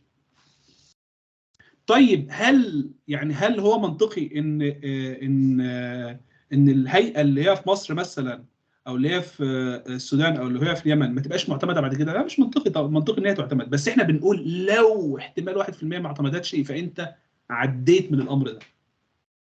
يعني لو احتمال 1% ان هي انها لا انا مش هعتمدك دلوقتي، او انت حققي لي شروط، او انا هاخرك شويه لغايه ما اعتمدك، فانت هتكون يعني انت ايه، هتكون تخطيت الامر ده. وضحت؟ الجزء ده وضح؟ الجزء ده مهم، ويعني الناس بتسأل عليه كتير في يعني ده يمكن اكتر سؤال الناس بتسأله. الامر واضح للناس؟ الناس كده تكتب لي في الشات. اتفضل. ممكن نلخصه بسرعه. يبقى تاني، الخص تاني اللي هيحصل بعد 2024، ان بدل ما يعني اليو اس املي او الهيئه اللي بتعمل كوندكشن لامتحان اليو اس املي تعتمد كل جامعه على حده، لا هتعتمد الدوله. هتشوف المنظمه اللي بتعتمد الجامعات في الدوله، وتقوم رايحه قايله لها انا هعتمدك، وكل الجامعات اللي انت معتمداهم تحتك خلاص هيبقوا مسموح لهم انهم يمتحنوا. في الوقت الحالي هي بتعتمد كل جامعه على حده، ماشي؟ يعني في الوقت الحالي خلينا اشتغل معاكم كده ثانية واحدة. خلينا اشتغل معاكم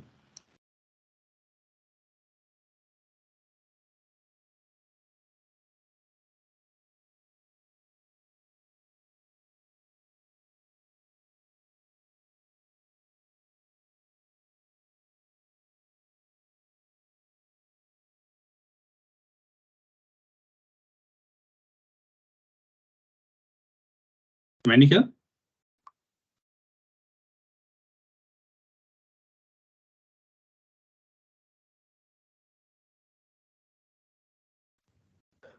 دكتور عندي سؤال معلش.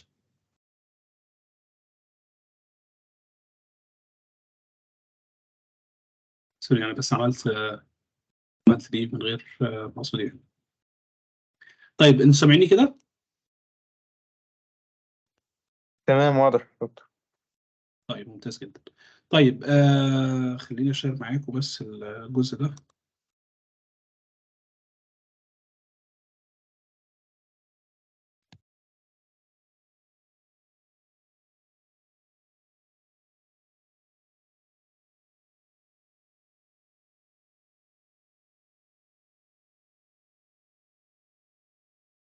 طبعا الكلام ده احنا بنتكلم فيه على الناس اللي احنا بنقول عليهم اي ام جيز، اللي هم زينا يعني انترناشونال ميديكال جرادويتس يعني. ف انا مترجم لكم الكلام، وبعدين بحط لكم ان شاء الله المصدر في الجروب يعني.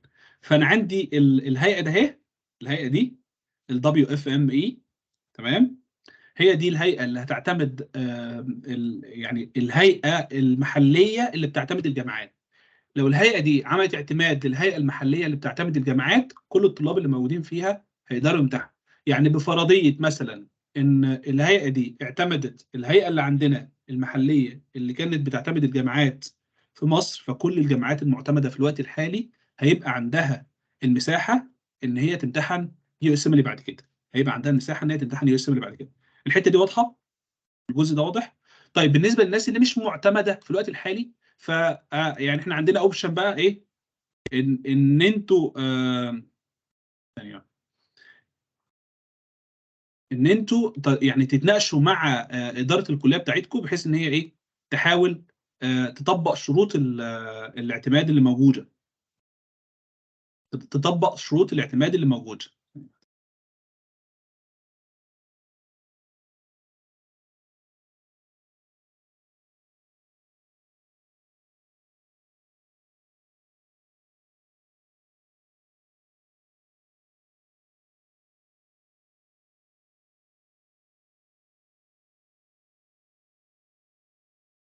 ثانيه واحده، خليكم معايا. طيب الجزء ده واضح؟ بالنسبه للدكتور اللي عايش ما يعني برضه نفس الفكره. هو الكلام ده مش للدول العربيه بس يا دكاتره، الكلام ده لكل دول العالم. الكلام ده لكل دول العالم. يعني حد في بريطانيا هي برضه هيطبق نفس الفكره، لو حد في الامارات هيطبق نفس الفكره. ده مش دول عربيه، ده العالم كله. ده العالم كله. بالتالي انا مش متاكد من الامر ده، مش متاكد هل هيطبق على بس يعني مش متاكد الموضوع هيطبق على موضوع البلاد ولا لا. الخاصه يا دكاتره، الجامعات الخاصه الغير معتمده هيجي لها وقت وتعتمد. هو الاعتماد ده مرحله طبيعيه لاي جامعه كويسه، تمام. الاعتماد ده مرحله طبيعيه. ف... فالجامعات الغير معتمده دي مش هتفضل، لانها لو فضلت غير معتمده محدش هيقدم فيها بعد كده. فاهماني؟ لان يعني خلينا نقول ان نسبه كبيره جدا من طلاب الطب دلوقتي بيبقى هدفهم ان هم يسافروا. وضحت؟ يعني المفروض نعمل لا، الورلد دايركتوري اوف ميديكال سكول ده مش بتعمل عليه اكونت، ده بتعمل عليه سيرش تشوف الجامعه بتاعتك معتمده ولا لا. بتعمل عليه سيرش بتشوف الجامعه بتاعتك معتمده ولا لا. طب معلش دكتور، عندي سؤال في النقطة دي بس. اتفضل. دلوقتي أنا في جامعة حورس، هي موجودة في الورلد دايركتوري، بس ما فيش سبونسر نوت سي في ام جي. فلما باجي ادور عشان اطلع اي دي، مش بيبقى موجود جامعة حورس. طيب ممتاز جدا. دي حاجه اداريه لازم تكلموا الجامعه فيها.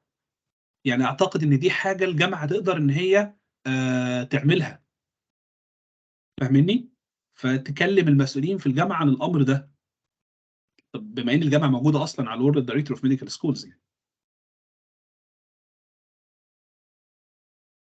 واضح يا دكتور؟ اتفضل. هو اول حاجه انا في جامعه اسماعيليه الاهليه، هي يعتبر كده بس هي معتمده جي، وهي المفروض هتعتمد ان هي طبعا اهليه تعتمد تبع الحكومه يعني المصريه.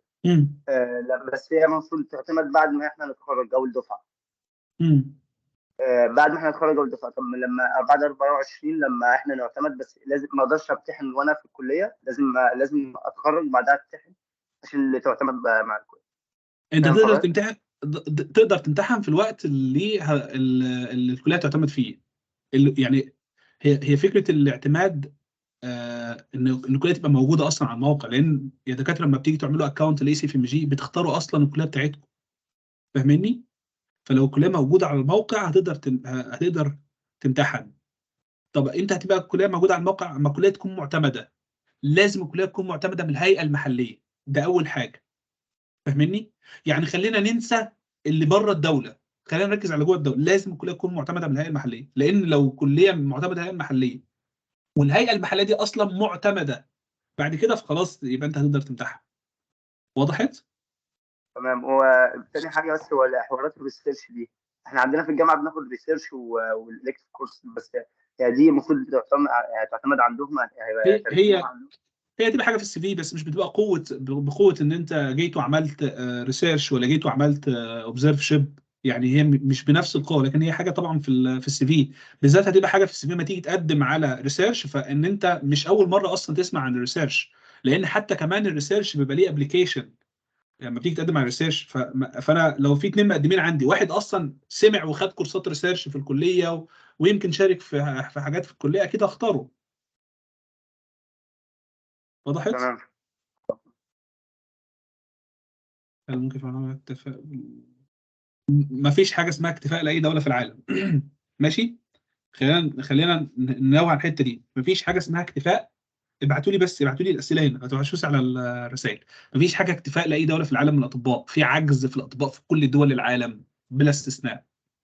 مش هقول عشان الناس ما تبطلش تتعب، بس هو عشان فعلا يعني في ناس العدد اللي بيدخل طب في الوقت الحالي ما بيكفيش الموجود. الجامعات الاهليه فتحت ليه، وجامعات خاصه فتحت ليه. عدد الدكاتره الموجوده في مصر اصلا مش مكفي الناس الموجوده. هنا برضو العدد هيفضل. انتوا عارفين اصلا الرقم قد ايه؟ تقريبا حوالي نص الرقم كل سنه بيبقى اي ام جي.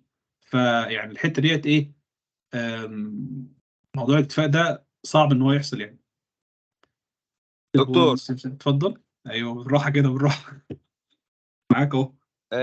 من فضلك، انا جامعة حلوان، وكنت عايز استفسر عن نقطة ان انا موجود في الورلد ديكشنري بس، ومعايا سبونسر نوت، بس للاسف مش موجود في الدبليو اف اللي هي اللي بتاعت الجودة. طب فهل انت انا بتهيألي جامعه حلوان موجوده على الاي سي في ام جي. هي لا، مش موجودة على اس اف ام جي، موجودة في الورلد ديكشنري، موجودة كمان معاها سبونسر نوت. فهي هنا النقطة بقى، المشكلة اللي مقلقاني شوية. لا انا زي ما بقول دايما المشكله دي تقدر تتحل مع اداره الكليه، لان انا شفت المشكله دي متكرره مع جامعات كتير واتحلت. يعني انا بتهيألي هي حاجه، انا مش عارف الصراحه، مش عارف هم بيعملوها ازاي، بس انا عارف ان هي زي ايميلات بتتبعت او حاجه رسميه من الكليه، فالامر ده بيتحل. فما تخلوش حاجه زي ديت هي اللي توقف الدنيا يعني. طب يا طالما دكتور، كده احنا أشكرك يا دكتور. كطلاب في الجامعة مثلا، وعندنا المشكلة اللي لسه الدكتور بيتكلم عنها، نكلم الإدارة نقول لهم ايه بالظبط ولا؟ طيب تروح للاداره. الاداره على فكره 100% اتعرض عليها الامر ده قبل كده، تمام؟ فمش هتبقى حاجه بالنسبه لها جديده، مش حاجه ان هي تسمع عنها. تروح للاداره انت وكذا طالب من الطلاب اللي موجودين، وتقول لهم دلوقتي خد معاك سكرين شوت للمواقع اللي انت بتعمل عليها، سهل لهم الدنيا خالص يعني. دلوقتي انا بقدم، وانا الجامعه فعلا موجوده على الورد دايركتوري وموجود معاها سبونسر نوت، بس مش موجود على الموقع ده. فايه اللي ممكن يتعمل بحيث ان احنا نخليها موجوده على الموقع ده؟ انا اقول لهم كده انا سالت، واتقال ان ممكن يبقى في شكل من اشكال التواصل ما بين الجامعه والموقع ده او والمنظمه ديت، بحيث ان الجامعه تدرج. فهل دي حاجه ممكن تعمل بالشكل ده؟ فاهمني؟ وان شاء الله امر يتحل يعني. السلام عليكم يا دكتور. وعليكم السلام. هو بس يا دكتور، انت بس قلت مثلا لو انت مثلا في سنة أولى ممكن تبدأ، صح؟ طب أيوة. خاصة لو الجامعة بتاعتك مش معتمدة كمان، هل هتبدأ؟ رغم انت ما تعرفش هتكون انت جامعتك هتعتمد امتى ولا مش امتى؟ حلو السؤال ده، حلو السؤال ده. طيب انا دايما بقول اما انت في سنه اولى او في اي سنه من الكليه، يعني انا قبل ما اقول لك ابدا اصلا مذاكره، قلت يعني نظم ما بين مذاكره الكليه والجامعه. المحتوى اللي انت بتاخده في اليو اس ام هو نفس المحتوى بتاع الجامعه بتاعتك بالظبط. فانت كل اللي انت بتعمله ان انت حرفيا بتزود نوليدج. يعني دكاتره مثلا، حتى الناس اللي جامعتها معتمده في الوقت الحالي مثلا، وقدر ربنا ان هم ما يعني الجامعه بعد كده ما عادش معتمده، ما عادش موجوده، وكانوا بيذاكروا يو اس ام، هل هم خسروا حاجه؟ ما خسروش. يعني انت الوقت اللي انت قضيته كنت بتذاكر فيه محتوى بشكل كويس. يعني انتوا هتفهموا الحته دي اكتر اما تحاولوا مثلا يبقى عندكم موضوع مش فاهمينه في الكليه وتستخدموا مصادر اليو اس ام لمذاكرته. هتفهموا النقطه اللي انا بتكلم فيها دي. يعني هتفهموا نقطه ان انت بتفهم المعلومه بشكل افضل. لكن انا مش بقول لك احجز امتحان، انا مش بقول لك احجز مثلا روح احجز يو وورلد كيو بانك، يعني مش بقول لك ادخل في مود الامتحان الا ما تكون حاجز امتحان. لكن قبل كده اصل في ناس كتير جدا بتستخدم مصادر اليو اس ام لمذاكره الكليه، لفهم معلومات الكليه، بالذات يعني الكليات في الوقت الحالي كلها بقت نظام سيستم، نفس نظام المواد نفس نظام تقسيم شكل المواد في اليو اس ام يعني. لو سمحت يا دكتور، اتفضل. التقديم على الموقع بياخد وقت قد ايه تقريبا يعني؟ انا بيتهيألي بياخد حوالي يعني مثلا من اسبوعين ل3 اسابيع بيتهيألي، يعني بياخد في الوقت ده، لان انت بتبعت وبعد كده بتحط بياناتك، وبعد كده هم بيتاكدوا من البيانات ديت، وبعد كده بتعمل حاجه اسمها نوتري كام، يعني ممكن حوالي 3 اسابيع لشهر. سؤال كمان معلش يا دكتور، اتفضل. هل التطوع بيفيد؟ مثلا تطوع في مستشفى 57، وهل صلاحيه الشهاده ليها صلاحيه ولا؟ طبعا اي فولنتري ورك انت بتعمله اثناء الكليه ده بيضيف للسي في بتاعك. فولنتري ورك ده بيضيف للسي في بتاعك، ده معناه ان انت مش بس يعني مركز في الكليه، لا ده انت يعني بتعمل حاجه، بالذات كمان لو انت ايه، بالذات لو انت بتتطوع في حاجه زي المستشفى او كده، دي حاجه هتضيف يعني.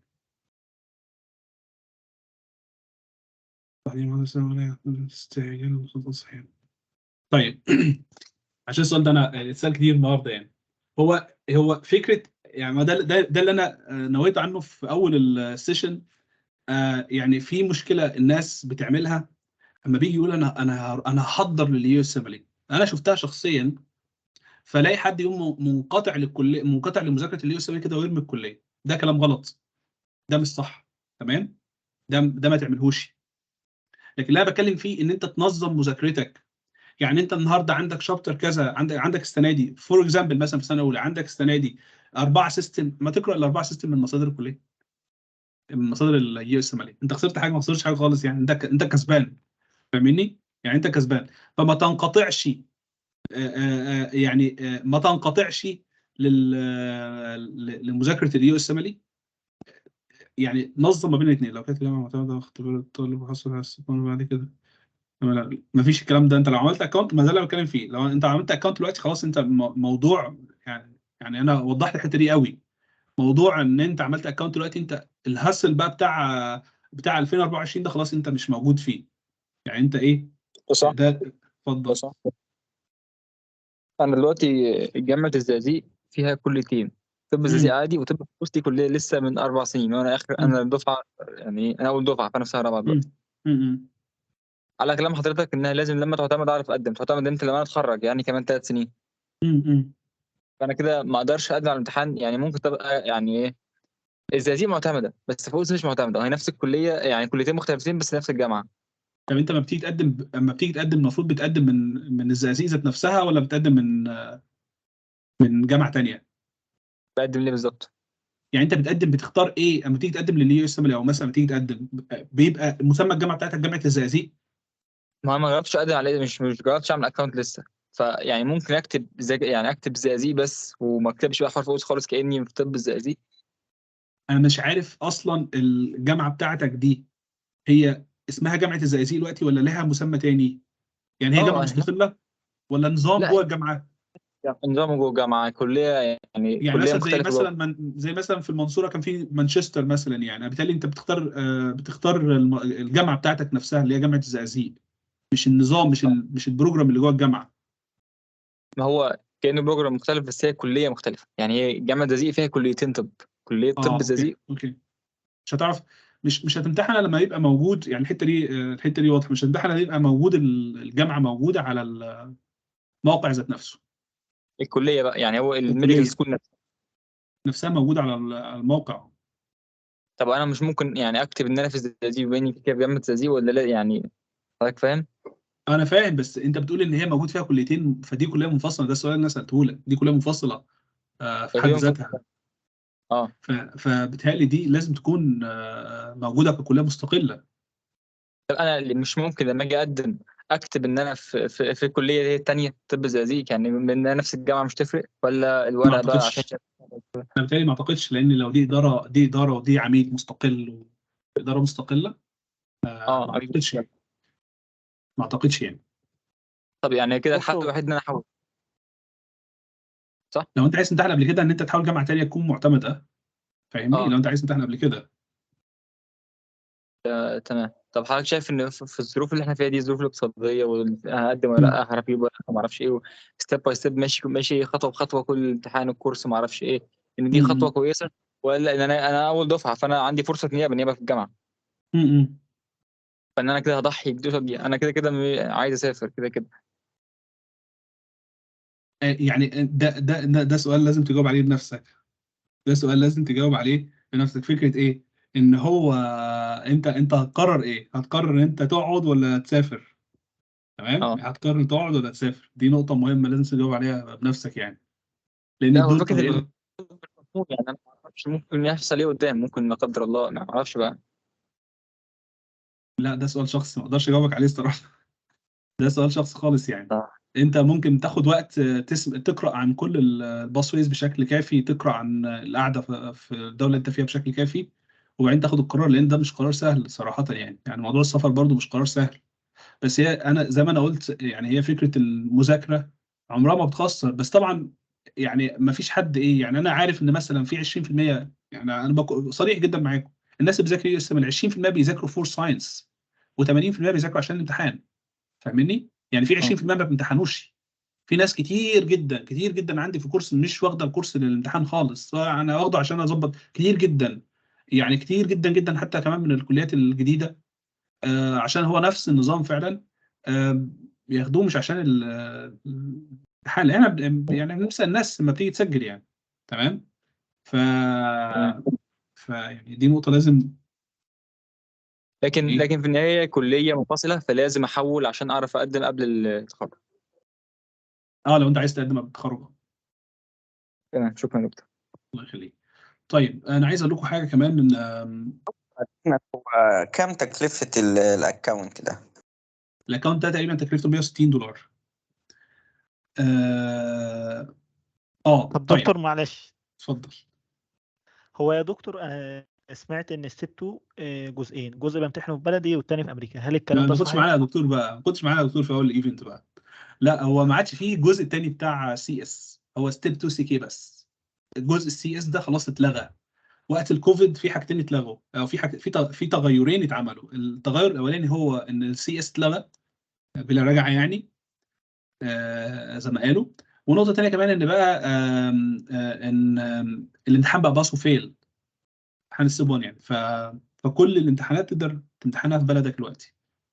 طب هو يا دكتور بس معلش، انا مش فاهم ايه الماتش ده اللي حضرتك بتقول عليه. الماتش ده بقى طيب ماشي، معلش انا يمكن استخدمت الصراحه، مع ان انا بتكلم بلغه فلاحي خالص من اول الامر يعني. الماتش ده نظام ده بقى الوظيفه يعني. انت الماتش ده هو الوظيفه يعني، هو ماتشنج اصلا، اللي هو يعني هو كلمه ماتش جايه من ان احنا النظام ده بيماثل الشخص مع المستشفى بتاعته، فعشان كده اسمها ماتش. بس خلينا نقول نظام النيابات، نظام الوظيفه يعني، زي النيابات بتاعت مصر كده يعني. ده اللي عليها الماتش يعني. شكرا دكتور لو سمحت، ممكن تعمل حلقه عن اليو كي، مسار اليو كي لو تكررها. ان شاء الله، ان شاء الله نعمل حلقه عن الامر ده. في حد بيسال عن الكورس. طيب بصوا يا دكاتره، الكورس الخاص بيه ستيب 1، احنا عندنا طبعا، احنا المؤسسه بتاعتنا الحمد لله شغالين بقى لنا حوالي 12 سنه، والحمد لله عندنا ناس كتير دخلوا الامتحان، سكورات كويسه وقت ما كان في سكور، وفي ناس برضو طلبه كتير عملوا باص بشكل كويس يعني. الفكره كلها في الكورس عندنا، انا شخص منطقي جدا يعني. الكلام اللي انا قلته النهارده للناس اللي بتذاكر لوحدها عملته جوه الكورس يعني. قلت كتاب الفيرست ايد، فشرحت كتاب الفيرست ايد بشكل تفصيلي جوه الكورس. شرحت مصادر اخرى عشان تساعدك في فهم كتاب الفيرست ايد، زي مثلا تلاقيني شرحت كتاب بيورست، تلاقيني شرحت كتاب هاي ييلد، تلاقيني شرحت النوتس بتاعتنا بقى، تلاقيني شرحت الاناتومي، البايوكيمستري، الجينetics. فالكورس فيه المحتوى اللي انت محتاجه عشان الامتحان في كتاب الفيرست ايد، وعشان تفهم كتاب الفيرست ايد. تمام؟ ما فيش الحمد لله ما فيش محتوى زي ده موجود في الوطن العربي الحمد لله. تمام. لان انا بقول هو الفيرست ايد مشروع حرفيا من الجلده للجلد. طيب دي نقطه ثانيه كمان، ان احنا عاملين المحاضرات موجوده على الموقع الالكتروني، بنجددها باستمرار. يعني تلاقوني كده كل شويه اعلنت جوه الجروب ان في محاضره كذا اترفعت، محاضره كذا اتغيرت. دي نقطه. النقطه الثانيه كمان ان احنا عاملين جدول للكورس، ففي جدول موجود حضرتك ليك اكسس عليه في تاب منفصل، بتطبعه وبتخليه عندك كده وبتمشي على الجدول ده. جدول منطقي جدا، وجدول مناسب جدا لوقتك كطالب. ماشي، يبقى احنا كده اتكلمنا في الشرح. الجدول. النقطة الثالثة الجروب. يعني احنا عندنا جروب تليجرام انا موجود عليه طول الوقت. بتلاقوني كده بقوم فاتح الموبايل، يعني الناس مش عارف، ناس معانا حاضرة من الكورس دلوقتي فاتح الموبايل ومسجل لهم الفيديو وانا قاعد في المستشفى. تمام. فانا الجروب ده موجود عليه طول الوقت، بجاوب على اسئلة الناس كلها. فحضرتك بتسمع المحاضرات بناء على الجدول اللي احنا حاطينه، ولو في عندك اسئله بتيجي تسالها على الجروب. وكل 10 ايام كده، من اسبوع ل 10 ايام بنتقابل مع بعض اونلاين في ميتنج زي ده، نحل اسئله ونتناقش في الاسئله اللي الناس يعني لو انت عندك اسئله في الشابتر اللي انت ذاكرته بتقوم جايبها كده ونتناقش معاها. فاحنا كده عملنا جمعنا ما بين هو الاوبشن بتاع او ميزه الاوفلاين ان انت يبقى معاك موجود المحاضرات، وميزه اللايف ان انا موجود معاكم طول الوقت على جروب التليجرام انا والفريق بتاعي، وكمان موجود بشكل اونلاين في جداول مستمره. يعني الوقت بتاع الكورس، انت لو انتظمت على جدول الكورس هتحتاج من 6 ل 7 شهور. تمام. ولكن في ناس بتقول انا عايزه اقعد براحتي، فعشان كده احنا بنعمل استثناء للطلبه ان احنا بنسيب الاكونت مفتوح معاك من سنه لسنه ونص. تمام. فيعني سنه ونص كده المحاضرات تروح وتيجي عليها براحتك خالص يعني. تمام. الجدول ذات نفسه في وقت احنا سايبينه لحل الاسئله هي اليو اس ام ال وورلد. طيب انا اتكلمت دلوقتي قلت المحاضرات، الجدول، المتابعه عن طريق الجروب، واللايف سيشنز، الى جانب الكتب. بيتبعت لك نسخه من الكتب في شكل PDF، بتطبعها، بنقول لك هتطبعها ازاي عشان تذاكر منها. فكده 5 حاجات الباكج بتاع الكورس. طيب انا طبعا عارف الظروف اللي اللي الناس بتمر بيها، فاحنا عاملين ديسكاونت كويس ان شاء الله للباتش بتاع 2024. الباتش بتاع 2024 بدأنا الحجز فيه فعلا يعني في شهر 11 وشهر 12. تمام. اي حد هيسجل في 11 و12 انا هبقى شاير معاكم الكود اللي هتدوه للمسؤولين عن التسجيل في الكورس. هم ان شاء الله يعني هيعملوا لكم الديسكاونت ده. طب انت بتسجل في الكورس ازاي؟ طيب احنا ايا كان المكان اللي انت موجود فيه في العالم، احنا عندنا يعني عندنا مسؤولين فيه. يعني احنا في كل دوله في الوطن العربي، وحتى عندنا في روسيا، عندنا في حته بتاعت الكليات الطبيه اللي موجوده في اوروبا عندنا ناس مسؤولين فيها. فهيتواصلوا معاك بكل سهوله وهيوفروا لك وسيله الدفع. لو انت مثلا يعني مثلا في مصر في فودافون كاش، في اليمن في برضه وسيله دفع ثانيه، في السودان نفس الفكره، في دفع عن طريق الكريدت كارد. طيب انت بتدفع، بتفعل لك الاكونت على الموقع الالكتروني مباشره، بيبعت لك نسخه من الكتب بتضاف على الجروب، بيبعت لك ريكورد صوتي بيفهمك انت هتذاكر ازاي. يعني مش هقول طبعا السعر بتاع الكورس هنا، ولكن ان شاء الله على الجروب احط لكم انا التفاصيل. وزي ما قلت في خصم كويس. احنا برضو عندنا ستيب 2CK نفس الفكره بنفس برضو التفاصيل موجوده. كورس قوي جدا. هو يعني انا زي ما قلت لكم، يعني هو ميزه الكورس في المنطقيه بتاعته في ان هو شارح كتاب الفيرست ايد وشرح كتب اخرى. الكتب الاخرى بتساعدك لو انت في نظام اللي هو السيستم. يعني احنا يعني الاستثناءات ديت بنخليها بشكل فردي. استثناءات فتره الكورس بنخليها بشكل فردي. فكره السيستم فهو متقسم سيستم. يعني انا تلاقيني شرحت اندوكراين، ريسبيراتوري، جاسترو، شرحتها كلها. باجي على الاندوكراين مثلا فتلاقيني شرحت الفسيولوجي، الاناتومي، لا شرحت الاناتومي، الامبريولوجي، الفسيولوجي، الباثولوجي، الفارما. ده افضل نظام تذاكر بيه. بس زي ما قلت لو انت بتذاكر لوحدك مش هنصحك بيه، لان الدنيا هتبقى واسعه منك. لكن اما جوه كورس ثانية واحدة بس، ثانية واحدة. في حد كومنتات مفتوحة جوه كورس انت انت في جدول ماشي عليه، فالامر بيبقى ايه سهل يعني. طيب انا هسيب لكم على الجروب ان شاء الله، على جروب الواتساب يعني لينكات التواصل بتاعتنا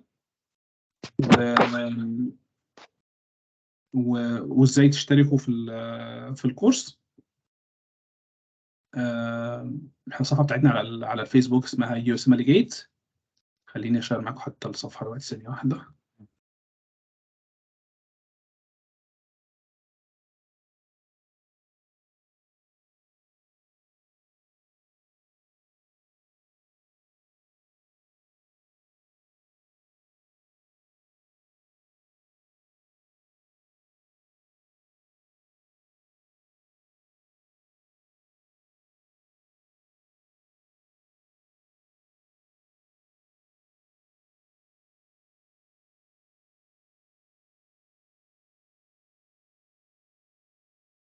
الصفحه بتاعتنا. يا دكتور ايوه بعد اتفضل. ما ستيب 1 وستيب 2 هل احنا كده بنشتغل كجنرال براكتيشنر ولا بنشتغل كايه يعني؟ حلو السؤال ده.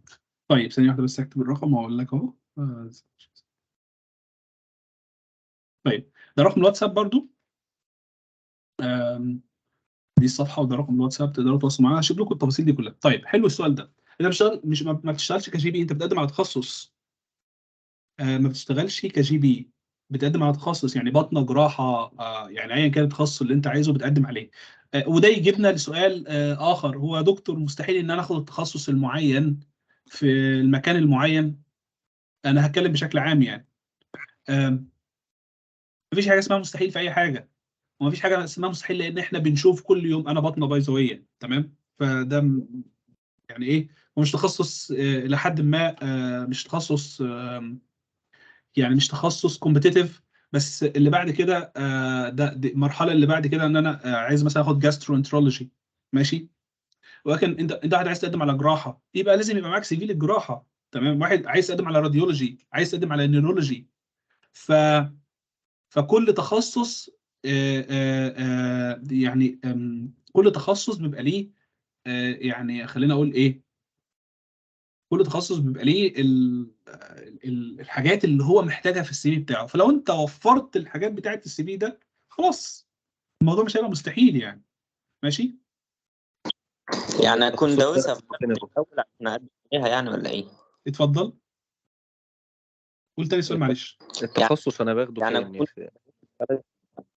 واحد بس يتكلم. يعني بص يا دكاتره، انتوا بتقدموا على اصلا لما بتيجي تقدم على الماتش اللي هو النيابات، ده بيبقى نيابه، ده بيبقى تخصص. وصلت؟ انا باخده فين بقى التخصص، او باخده ازاي، او ما ببقى هو شغال في مستشفى؟ ايوه انت بتبقى شغال في مستشفى.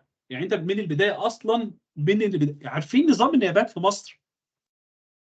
يعني انت دلوقتي اما بتاخد نيابه فور اكزامبل نيابه الجامعه في مصر مثلا، يعني هو نفس الفكره بالظبط. انت بتبقى من البدايه بتقدم، اسمها ريزيدنسي، اسمها نيابه. يعني انا لو عديت ستيب 1 وستيب 2 في الحاله دي بقدر اسافر واشتغل هناك كممارس عام ولا؟ مش كممارس عام، انت بتشتغل في التخصص اللي انت قدمت عليه. يعني انت مقدم باطنه بتشتغل كدكتور باطنه. طب انا بقدم بقى ازاي؟ بقدم في مستشفيات معينه او هم بيبقى في لسته بيوزعوني؟ طبعا من المستشفيات يعني ده موضوع تاني، حتى انا عامل عنه فيديو على اليوتيوب. بيبقى في لسته من المستشفيات تتقدم عليها. يعني في عدد كبير جدا من المستشفيات انت بتقعد تقدم عليه، ويجي لك انترفيوهات في المستشفيات ديت، والانترفيو من خلاله بقى لا تتقبل لا تترفض. فاهمني؟ يعني هي الفكره كده. طب وازاي بسافر بالنسبه للفيزا بيبقى ليك يعني انا سمعت سبونسر. ان انت لو انت طالع على شغل انت خلاص بيبقى ليك سبونسر. يعني ده بيبقى قبل الانترفيو ولا بعد؟ لا ده بعد الانترفيو. يعني انت دلوقتي خلاص انت خلاص هيجي لك وظيفه فبيبقى ليك سبونسر. يعني انا بسافر بعمل الانترفيو الاول وبعد كده يعني انا سمعت ان في فيزا، هو كذا فيزا، وفي واحده منهم لو سافرت ورجعت مصر ما اقدرش اسافر امريكا قبلها بسنتين تقريبا او 3 سنين. ما هو موضوع الفيزا ده خلينا نبقى نعمله في سيشن مختلف، لان مثلا لو انت طالع ريسيرش دي لها فيزا، وانت بتقعد تفاضل ما بين الفيز المختلفه. لو انت طالع الكتيف بقى لها فيزا، لو انت طالع على وظيفه بقى لها فيزا. فموضوع الفيز ده بلاش نخوض فيه دلوقتي، بس اللي انا عايز اقوله بشكل بسيط خالص، انت لو انت طالع على شغل خلاص الفيزا بتاعتك سبونسرد وانت طالع على شغل خلاص. تمام. يا دكتور بعد اذنك سؤال بس. اتفضل. ممكن تعمل مقارنه سريعه بس بين اليوز ميل والايفون؟ طيب يعني برضو انا عايز الاسئله تبقى مختصره بقدر الامكان عشان اعرف اجاوب عليها، ولكن سريعا كده الايفون ده انت بتمتحنه عشان في دول الخليج، مينلي قطر. يعني هو نفس مصادر المذاكره بالظبط تقريبا. في امتحان اللي هو البيزك، وفي امتحان الكلينيكال زي مقابل ستيب 1 وستيب 2 سي كي. بس يعني الدنيا ممكن تكون اسهل شويه في الايفون يعني من اليو اس ام ال. ولكن أنا والله دايما بنصح الناس، يعني حتى لو انت ناوي على قطر او ناوي على حاجه في الخليج وهتاخد ايفون، فانت كده هتستخدم مصادر اليو اس ام، تاخد يو اس ام. تمام، لان هي برضو مقبوله. يعني مثلا الناس بتاخد ايفون في الغالب بتبقى عايزه تقدم على حمد، مستشفى حمد في قطر يعني. ما انا لو معايا يو اس ام هقدر اقدم على مستشفى حمد في قطر. في دكتور بيحاول يسال بقاله ساعه مش عارف يسال. قول يا دكتور. وانا لو دلوقتي اللغه الانجليزيه تبقى عقبه قدامي، يعني ان انا اروح هناك اتعامل مع المرضى وكده. طيب ده برضه سؤال. اتفضل كمل. باعتبار ان انا مش نيتيف سبيكر يعني. بص، ما فيش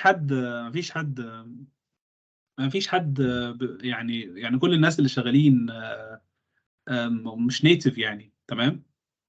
يعني انا اول مره اتكلم مع مريض يعني بالانجليزي طبيعي مش زي الوقت، طبيعي مش زي بعد كده، طبيعي مش زي بعد كده. تمام. انت حتى وانت موجود يعني اليوم الواحد حرفيا، اليوم الواحد بيعدي عليا في المستشفى 100 مريض. ال 100 مريض مثلا ممكن ده بيتكلم باكسنت مختلفه باكسنت مختلفه، فدي مش عارف خالص يعني.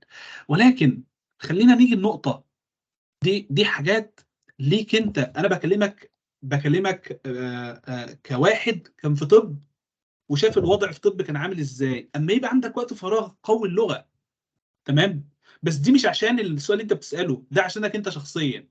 يعني يبقى عندك وقت فراغ، شوف الحاجات اللي انت بتقوي بيها اللغه ايه، وقوي اللغه بتاعتك بيها. لكن ديت عشان انت شخصيا انت، مش عشان لكن بعد سنه واحده، مش سنه، ده بعد شهرين ثلاثه هتلاقي نفسك خلاص الانجليزي بالنسبه لك مش عائق. نقطه ثانيه، فهم الكالتشر بتاعت المجتمع اللي انت جاي عليه.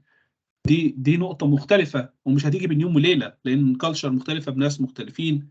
بس النقطه المهمه ان ما عادش في دوله في العالم بيروح لها الاطباء ما فيش فيها مسلمين. يعني كل دول العالم، سواء امريكا سواء بريطانيا سواء اي مكان بيروح فيه اطباء، اعرف ان في كوميونتي مسلم كويس. وانت كمان وانت بتقدم على الماتش، يعني دي برضه حاجات اكثر تطورا يا اولاد. يعني فكره ان وانت بتيجي تقدم على الماتش اصلا برضه انت شخصيا بتبدا تفاضل ما بين الاماكن بناء على المجتمعات المسلمه اللي موجوده فيها او المجتمعات المسيحيه اللي موجوده فيها. يعني الحاجات اللي انت ايه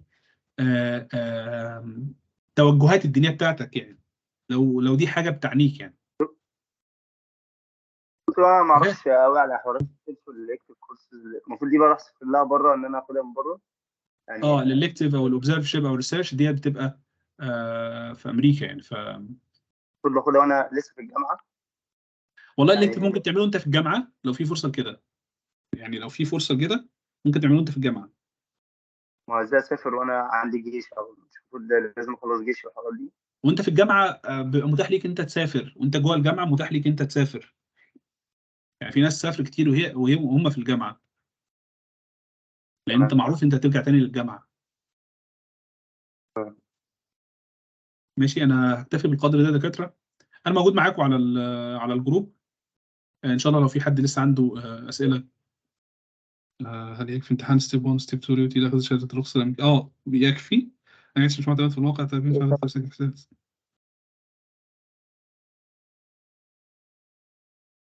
ممكن تلاقي تخصصات كل التخصصات متاحه، بس زي ما قلت التخصصات الكومبتيتيف محتاج ان يبقى فيه ليها سي في بتاعها. بعد اذن حضرتك، اتفضل. هو انا لما باجي اقدم على الامتحان هل بلاقي الميعاد اللي انا محتاجه قريب ولا بيبقى بعد سنه او سنتين زي حلو السؤال ده، حلو السؤال ده، وكويس انت نوهت عليه. من مميزات اليو اس ام ان موجود اماكن للامتحان في اوقات كتير في السنه.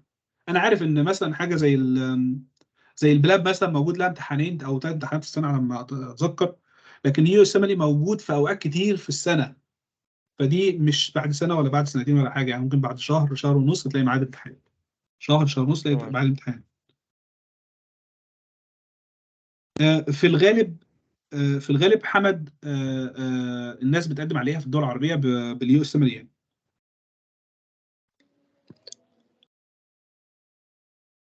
انا مش فاهم السؤال بس يا دكتور.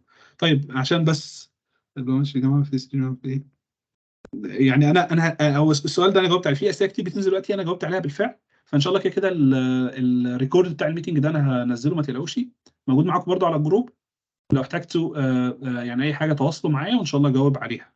تمام. انا يعني هكتفي بالاسئله كده، وان شاء الله طب انزل لكم. معلش يا دكتور، اتفضل. بعد اذنك، يعني ايه كلينيكال روتيشن؟ كلينيكال روتيشن، كلينيكال يعني قصدك اتاشمنت؟ يعني انا سمعت المصطلح ده بس مش فاهم، يعني هل ده اتاشمنت ده يعني الكتيف، بتروح تعمل اوبزرفشيب في المكان، يعني انت دلوقتي بتختار تخصص معين وتعمل فيه الكتيف، يعني تيجي تعمل فيه كلينيكال اتاشمنت، يعني عارف بالتدريب طبي، المصطلح هو تدريب طبي. يعني ده تخصص الالكتيف زي الالكتيف؟ ده الالكتيف بالظبط. طب الالكتيف بيبقى بيبقى اثناء الامتياز ولا قبل الامتياز؟ ممكن تعمله قبل الامتياز واثناء الامتياز كمان. تمام، لكن بعد كده بيبقى اوبزرفشيب اوبزرفشيب. بالظبط. ماشي يا دكاتره، يلا انا يعني هنقفل دلوقتي وان شاء الله لو سمحت يا دكاتره اتفضل. دكتور اذا تكرمت بس معنا الورد دايركتوري ميديكال سكولز حق الجامعه موجوده هناك. احجز في اي سي اف ام جي. اي سي اف ام جي ايوه احجز قبل 2024، فاضمن انه اذا حصل يفضل. اي انا بنصح الناس الصراحه، انا بنصح الناس عن الامر ده. انا عارف ان في شويه عقبات في موضوع الحجز، ولكن انا هتواصل معاكم على الجروب، يعني هقول لكم بعض الحاجات هتسهل عليكم الدنيا شويه في موضوع الحجز، حتى الناس اللي في مصر انا عارف ان موضوع الدفع والحاجات ديت بالنسبه لهم صعبه شويه، فبرضه ان شاء الله اعمل لكم ريكومنديشن لبعض المنظمات اللي تساعدكم في الامر ده يعني. احجز يا دكتور، اللي متاح ليه ان هو يحجز قبل 2024 يحجز، بس يكون ناوي ان هو يمتحن يو اس يعني. تمام يا دكتور لو تسمح آخر سؤال نختم. اتفضل.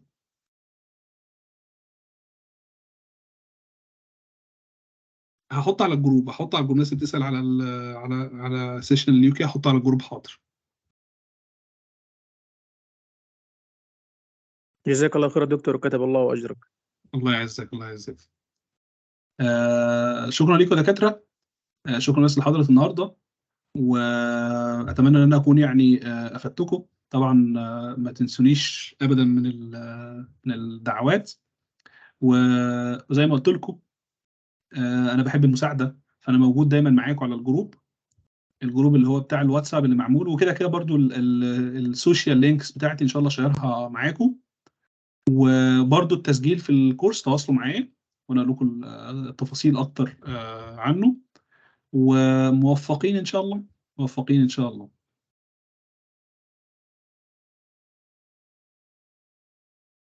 السلام عليكم.